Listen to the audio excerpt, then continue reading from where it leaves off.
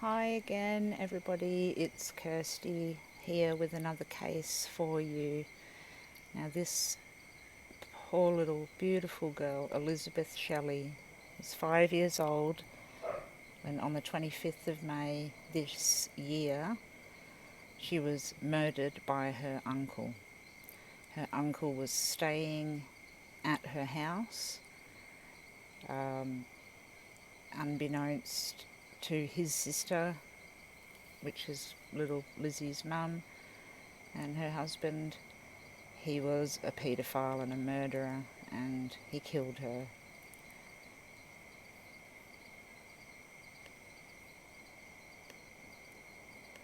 And she is again. So she was last seen early in the hours of May 25, 2019. And as it says here, her uncle, 21 years old, was arrested, and he killed her, but he was being uncooperative, as they do.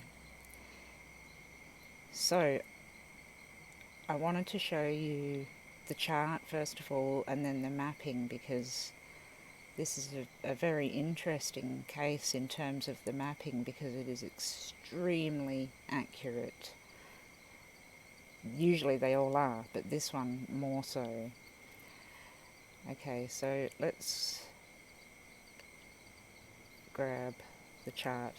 Now, this chart is actually the CCTV footage taken of the uncle the next morning, so it's later than when the situation occurred, but it can still tell us what's going on, and it's a documented, time-stamped CCTV, whereas everything else is just hearsay or memory. Now, because we're looking at him, I will find him. I do have a picture somewhere of... So here is the CCTV footage of him that day, when they were looking for him, so he was in hiding at that point. Alright, so back to this chart. Because it's the CCTV footage, we are using him as the ascendant. He's what we're looking at, he's in view of us. So as we can see, he's ruled by Gemini, which is then Mercury. That's the lord of the ascendant there. And Mercury is hiding in the 12th house. Unfortunately for him, and luckily for everybody else, the sun is conjunct Mercury, which shines a bit of a light on him. So it gave us that CCTV footage, thankfully. So what aspects are Mercury making? Squaring the part of fortune widely. Not really aspecting anything too much. Okay. The 7th house. Sagittarius. Jupiter is in the 7th house. So basically this chart's really just telling us that he is going to get caught. But what it also shows us is where little Lizzy is actually buried, or where she was half buried, and where the evidence is that was found as well. So I'm going to move on to that area. So as we know, the moon is the moon always co-rules the victim for me, even if we're using him as the ascendant. So the moon is Elizabeth. So 21 degrees Aquarius. Remember that one. So when we turn that into whole sign, that'll be 321 degrees on the map. So first of all, I want to have a look at that, and I'll show you that. This here is where the Whipples lived. That's literally their house there. Now, I haven't drawn a circle or anything because it was unnecessary. We can see the distances very short distance. But this here is where Elizabeth's body was found.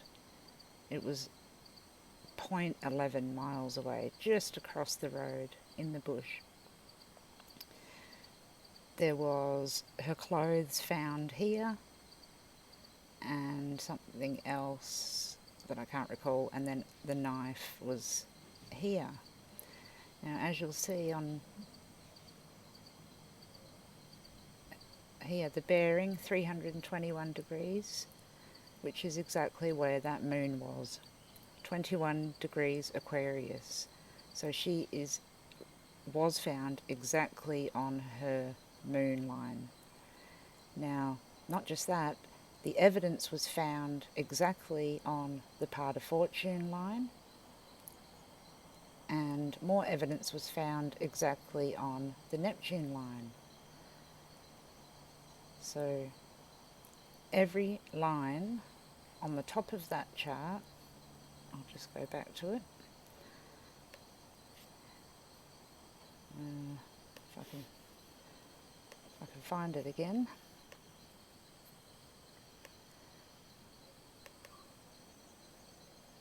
The moon, the part of fortune, and Neptune.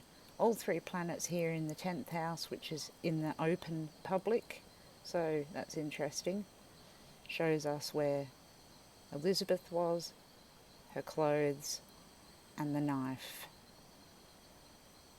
So amazingly, these 3 points, or the moon, the part of fortune, and Neptune, gave us directions exactly to where she was located.